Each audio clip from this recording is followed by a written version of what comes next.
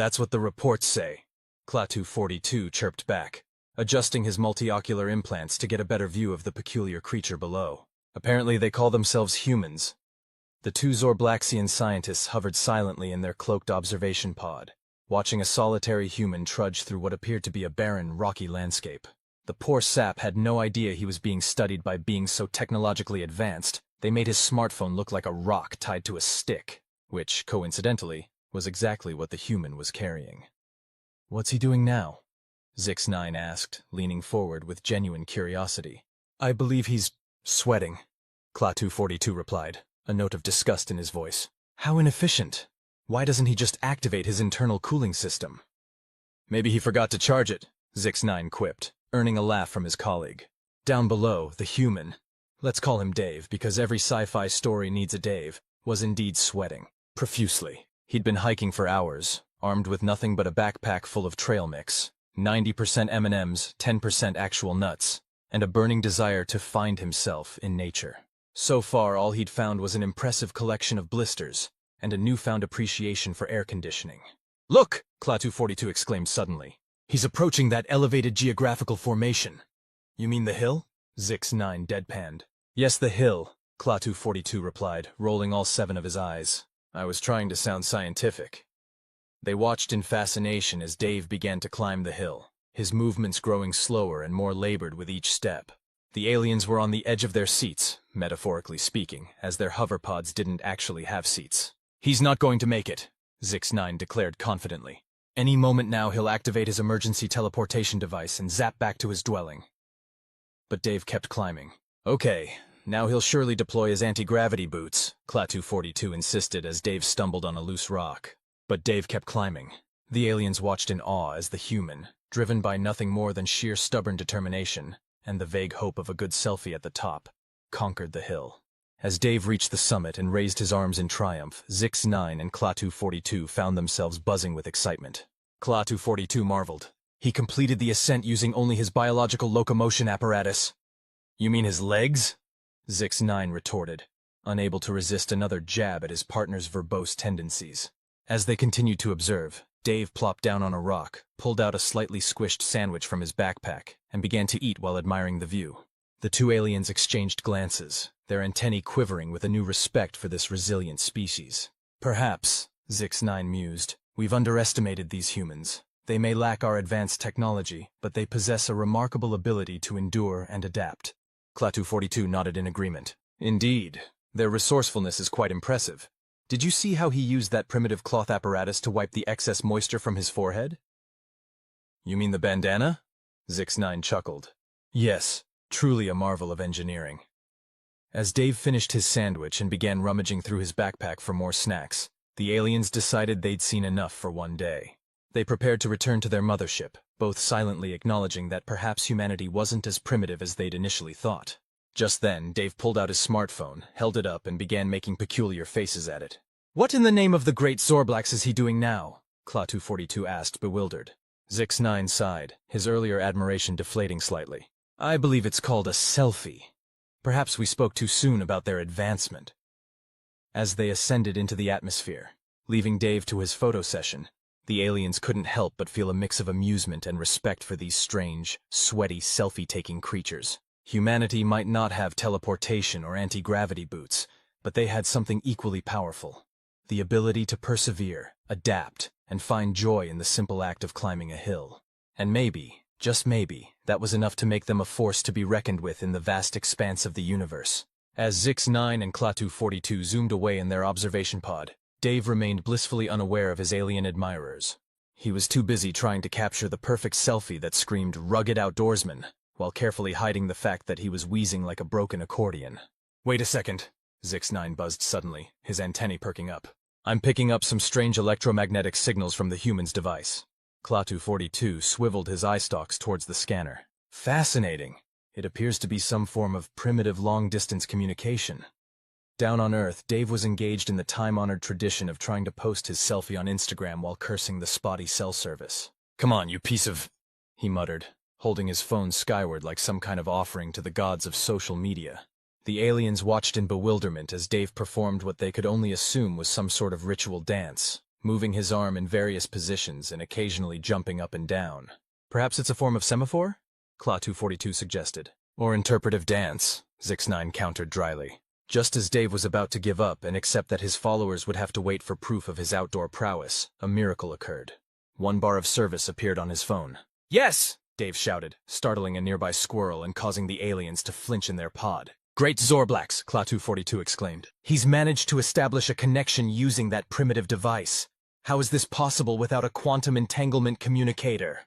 Zix9 watched in fascination as Dave's thumbs flew across the screen, adding filters and hashtags with the speed and precision of a concert pianist. Their manual dexterity is quite impressive, he noted. As Dave hit post and watched the upload bar crawl agonizingly slowly, the aliens continued their observation, completely enthralled by this display of human perseverance in the face of technological limitations.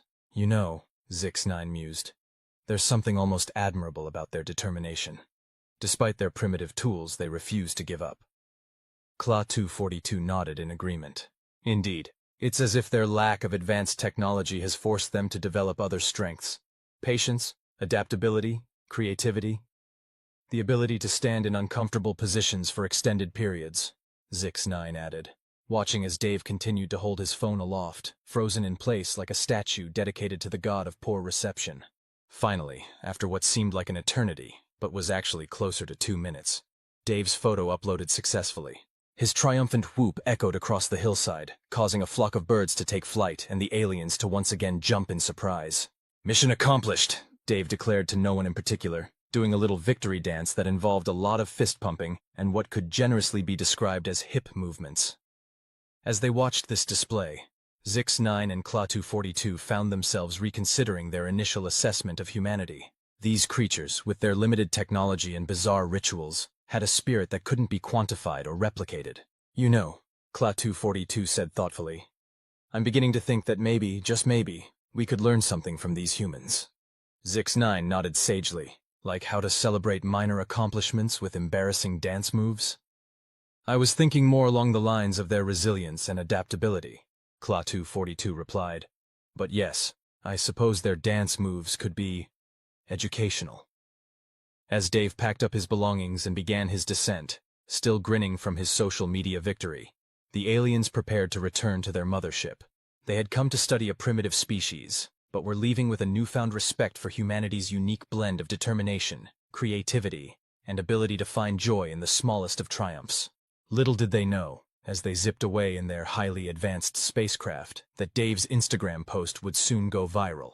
Not because of his rugged outdoorsman pose, but because he had inadvertently captured a blurry image of their observation pod in the background. But that, as they say, is a story for another day. One that would involve conspiracy theories, government cover-ups, and Dave's unexpected rise to fame as the alien selfie guy.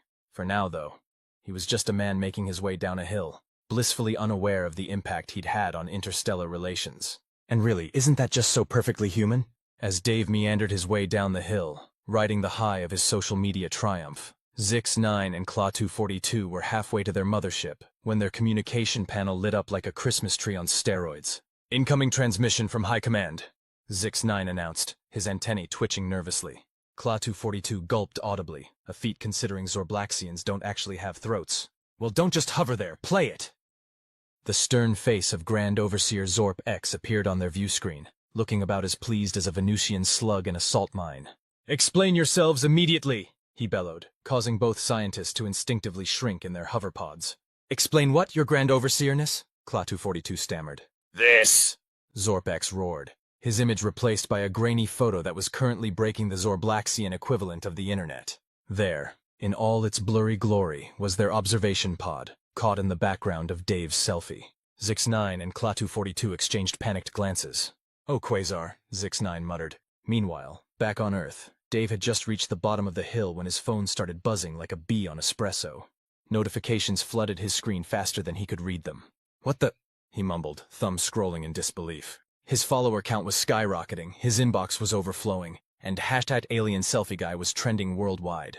As Dave stood there, slack-jawed and confused, Zix9 and Cla242 were getting the dressing down of their lives from Grand Overseer Zorp X. Do you have any idea what you've done? Zorp X fumed. Centuries of covert observation, ruined by your carelessness. But sir, Klaatu-42 protested weakly. Surely the humans won't believe. Won't believe, Zorpex interrupted. They're already forming theories. Some Earth creature called Joe Rogan is dedicating an entire podcast to it. Back on Earth, Dave was experiencing a similar whirlwind. His phone was ringing off the hook, metaphorically speaking. Do phones even have hooks anymore? News outlets, conspiracy theorists, and even NASA were clamoring for interviews. Dude, you're famous, his best friend's voice crackled through the speaker. You're the alien selfie guy! Dave blinked, still trying to process. The what now? As the situation spiraled out of control on both ends of the cosmic spectrum, Zix-9 and Klaatu-42 found themselves facing an unprecedented dilemma. Their mission to observe humanity had inadvertently turned into a first contact scenario, all because of one man's quest for the perfect selfie. Well, Zix-9 said, trying to find a silver lining, at least we've confirmed that humans are remarkably adaptable. Look how quickly they've embraced this new reality. Klaatu-42 nodded glumly. Yes, but I'm not sure Area 51 Raid 2.0 is the kind of adaptation we were hoping for. As they watched the chaos unfold on both their view screens and Earth's social media platforms, a thought occurred to them both simultaneously. Maybe, just maybe, humanity wasn't the only species with a lot to learn about the universe. Down on Earth, Dave was coming to a similar realization as he fielded calls from government agencies and talk show hosts alike. Life as he knew it had changed forever, all because he wanted to show off his hiking skills to his Instagram followers. As he stared at the viral photo on his phone, squinting at the blurry shape in the background, Dave couldn't help but chuckle. Well, he said to himself, I guess I really did find myself out here after all. Little did he know his adventure was just beginning. The world was about to change. Interstellar relations were on the brink of a new era, and at the center of it all was a slightly sunburnt hiker with a knack for accidental photography.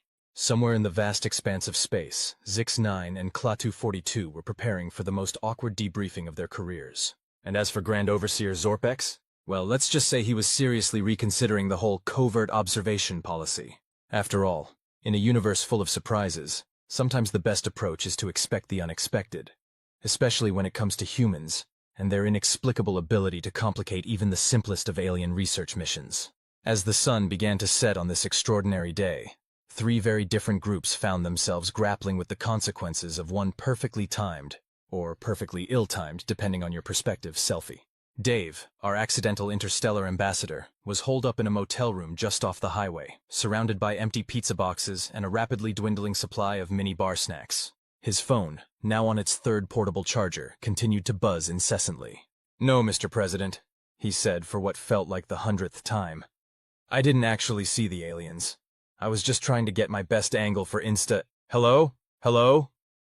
Dave stared at his phone. Great, even the president is ghosting me now. Meanwhile, aboard the Sorblaxian mothership, Zix-9 and Klaatu-42 were facing a tribunal of their peers, trying to explain how their routine observation mission had turned into the biggest interstellar incident since the Great Zargonian Pantsing of 2876. Don't ask. In our defense, Klaatu-42 began, his antennae drooping with shame. We had no idea their primitive image-capturing devices could detect our cloaking technology. Zix-9 nodded vigorously. Yes, who knew their smartphones were actually smart? The tribunal exchanged exasperated looks. Grand Overseer Zorpex, looking like he'd aged 1,000 years in the past few hours, rubbed his eyestalks wearily. So what do you propose we do now? The humans are in a frenzy. Back on Earth, that was putting it mildly. Social media was ablaze with theories, memes, and hastily organized welcome alien overlords parties. Tinfoil sales had skyrocketed, and at least 3 cults had already formed, each claiming to be the aliens' chosen people, in a secret underground bunker, because of course there's a secret underground bunker. World leaders were gathered, trying to decide on humanity's official response to the possibility of alien life. I say we nuke 'em, shouted one overzealous general, who had clearly watched Independence Day one too many times. How about we don't, replied a weary-looking diplomat. Maybe we should try talking to them first. With what, Semaphore? Another leader scoffed. We don't even know if they have eyes. As debates raged on Earth and panic spread through the Zorblaxian ranks, an unlikely hero was about to emerge. Dave, fueled by a combination of sleep deprivation, media attention, and an ungodly amount of caffeine, had an epiphany. You know what? He mumbled to himself. scrolling through the thousands of comments on his viral post. These aliens, if they're real, they've been watching us, right? They could have abducted me, probed me, or whatever it is aliens do, but they didn't. They were just observing. With a sudden burst of energy, Dave grabbed his laptop and began to type. His fingers flew across the keyboard as he composed a message, not to the world leaders or the media, but to the aliens themselves. "Dear potential alien visitors," he wrote, "on behalf of humanity, or at least on behalf of one very confused hiker, I'd like to say, hi. We see you seeing us, and we have so many questions. But mostly, we're just curious. If you're out there, and you're reading this, maybe we could chat. No probing necessary. Sincerely, Dave, aka the alien selfie guy." As Dave hit post on every social media platform he could think of, Zix9 and Klaatu42 were monitoring Earth's internet chatter, trying to gauge the human response to their accidental reveal. "Wait, what's this?" Zix9 exclaimed, his antennae perking up as Dave's message popped up on their screen. Klaatu42 leaned in, his multiple eyes widening in surprise. It's a message from the human in the photo!" As they read Dave's surprisingly level-headed and friendly message, a plan began to form in their minds. Maybe, just maybe, this wasn't the disaster they thought it was. Maybe this was an opportunity. Grand Overseer Zorp X, who had been pacing back and forth, quite a feat in zero gravity, paused as he saw the excitement on the two scientists' faces. "What is it? What have you found?" Zix9 and Klaatu42 exchanged glances, a spark of hope igniting between them. "Sir," Klaatu42 said, straightening up, "I think we might have a solution to our little exposure problem." As the Zorblaxians huddled together, formulating a response to Dave's message, and as world leaders continued to bicker in their underground bunker, a new chapter in human-alien relations was about to unfold. And at the center of it all was Dave, the reluctant hero, who had managed to bridge the gap between two civilizations with nothing more than a selfie stick and an impeccable sense of timing. As dawn broke over Earth, casting a rosy glow on a world forever changed, Dave awoke to find his motel room bathed in an eerie blue light. For a moment he thought he'd left the TV on. Then he realized the light was coming from outside. "Oh, Quasar," Dave muttered, unconsciously adopting alien slang he couldn't possibly know yet. Meanwhile, hovering above the motel in their now uncloaked ship, Zix9 and Klaatu42 were having second thoughts about their hastily concocted plan. "Are you sure this is a good idea?" Zix9 chittered nervously. Grand Overseer Zorp X only approved this because he was sleep-deprived and possibly hallucinating from too much Zorgon coffee. "Ah," Dave said, a grin spreading across his face. "So even advanced alien civilizations can photobomb by mistake. That's oddly comforting." As they continued to chat, a plan began to form. Dave, with his unexpected role as the face of this first contact, could help ease humanity into the idea of alien life. And the Zorblaxians, with their centuries of observational data, could offer insights to help humanity overcome some of its greatest challenges. "You know," Dave mused, "this could be the beginning of a beautiful friendship. Or at least a really weird reality TV show." As the sun rose higher in the sky, casting its light on a world on the brink of a new era, three unlikely friends, two alien scientists and one accidental human ambassador, prepared to face the chaos below. The future was uncertain, but one thing was clear: the universe would never be the same again.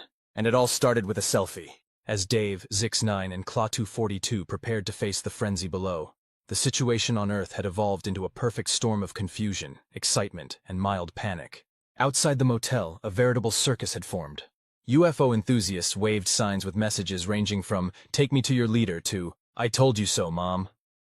News vans jockeyed for position, their satellite dishes creating a forest of metal and wires. And in the center of it all, a group of people in tinfoil hats were performing what they claimed was an alien welcoming dance, but looked suspiciously like the Macarena. "Well," Dave said, peering out of a porthole-like window on the ship, "this is going to be interesting." Zix9 and Klaatu42 exchanged worried glances. "Perhaps we should have planned this better," Klaatu42 admitted. "You think?" Dave replied, his voice dripping with sarcasm. "Okay, look. If we're going to do this, we need a strategy. We can't just float down there and say, 'Take me to your leader.' That only works in movies, and bad ones at that." As they huddled together to formulate a plan, the chaos on Earth continued to escalate. In Washington, D.C., the president was being briefed on the situation. Sir, a harried-looking advisor said, we have confirmation that the, alien selfie guy has indeed made contact with extraterrestrial life. The president pinched the bridge of his nose. And our response plan is?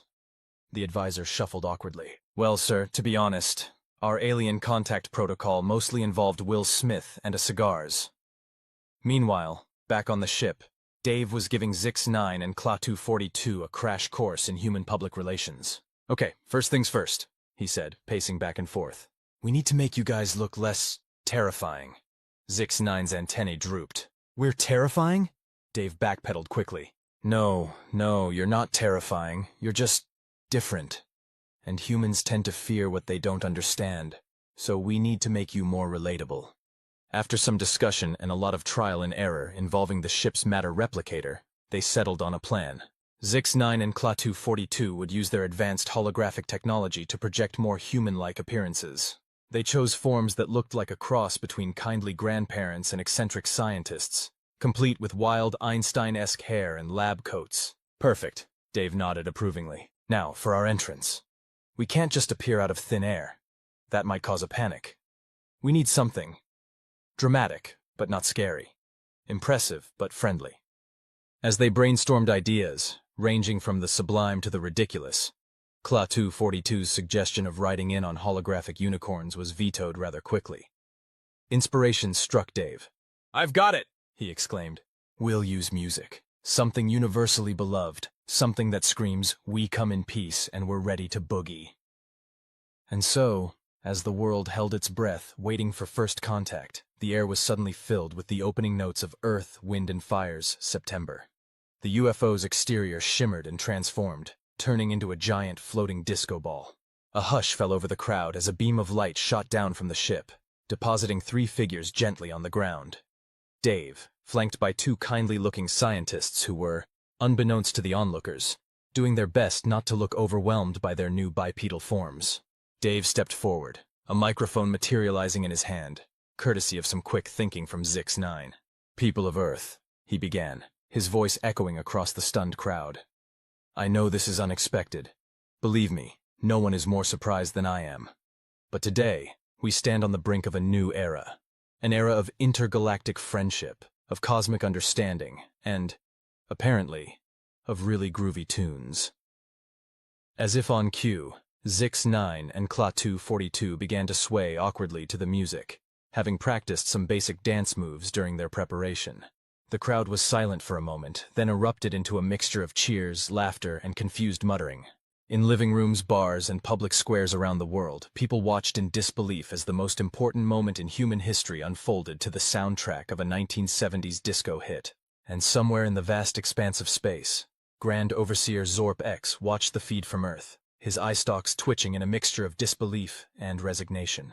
Well, he muttered to himself, I suppose there are worse ways to start an intergalactic alliance. As September faded out and the questions from the crowd began to fly, Dave, Zix-9, and Klaatu-42 shared a look. This was just the beginning, and who knew where this cosmic dance would lead. But one thing was certain, the universe would never be the same again.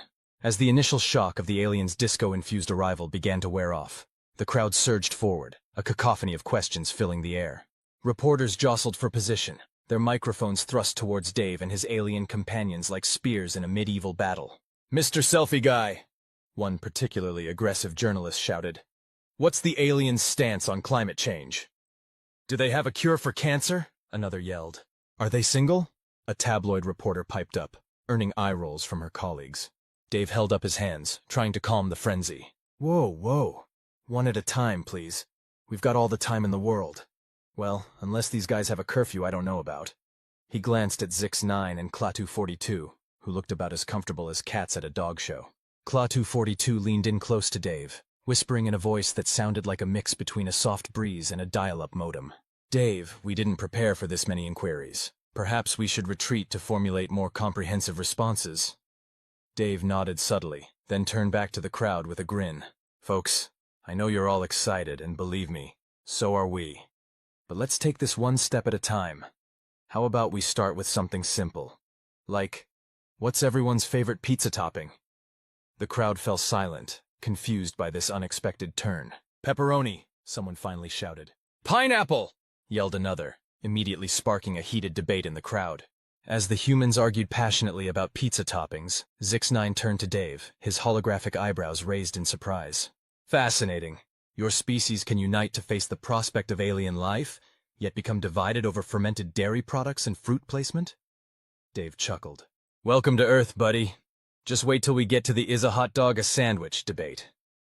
Meanwhile, in the secret underground bunker, world leaders watched the scene unfold with a mixture of disbelief and begrudging admiration. "He's diffusing the situation with small talk about food?"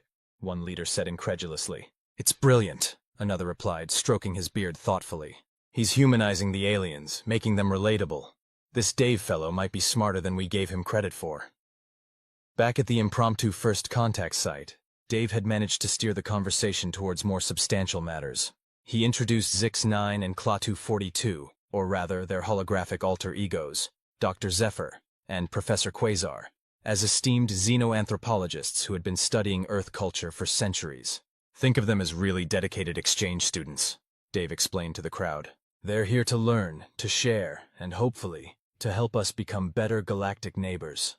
As the initial frenzy died down and a more structured press conference took shape, Zix9 and Klaatu-42 began to relax into their roles. They fielded questions about their home world, their technology, and their observations of Earth with a mixture of scientific precision and dry alien humor that was starting to win over even the most skeptical reporters. "No, we don't have a cure for cancer," Klaatu-42 admitted in response to an earlier question. "But we are very impressed with your species' resilience in the face of such challenges. Also, your cat videos are unparalleled in the known universe." As the day wore on, something remarkable began to happen. The fear and suspicion that had initially greeted the aliens' arrival began to give way to curiosity and even excitement. Humans, it seemed, were adapting to the idea of extraterrestrial life with surprising speed. By sunset, #AliensLovePizza was trending worldwide. Diplomatic channels were being established between Earth and Zorblacks, and Dave had somehow been nominated for a Nobel Peace Prize. As the trio finally retreated to the ship for a well-deserved rest, Dave couldn't help but feel a sense of pride. "You know," he said to his alien friends, "I think this might actually work out." Zix9 nodded, his holographic form flickering slightly as he relaxed. "Indeed, though I must admit, I'm still confused about this pineapple on pizza controversy. Perhaps we need another century of observation to fully understand it." Dave laughed. "Trust me, even we don't understand that one. But hey, that's humanity for you. We're complicated, messy, and sometimes a little weird. But we're also curious, adaptable, and apparently pretty good at impromptu intergalactic diplomacy." As they looked out at the Earth below, now forever changed by their arrival, Klaatu-42 spoke up. "You know, Dave, when we first revealed ourselves by accident, we thought it was a disaster. But now I think it might be the best mistake we've ever made." Dave smiled, patting his new alien friend on what he hoped was a shoulder. "Welcome to Earth, guys. I have a feeling this is the beginning of a beautiful, if slightly bizarre, friendship." And as the ship hovered above a world on the brink of a new cosmic era, three unlikely friends, a human and two aliens, realized that sometimes the universe's greatest adventures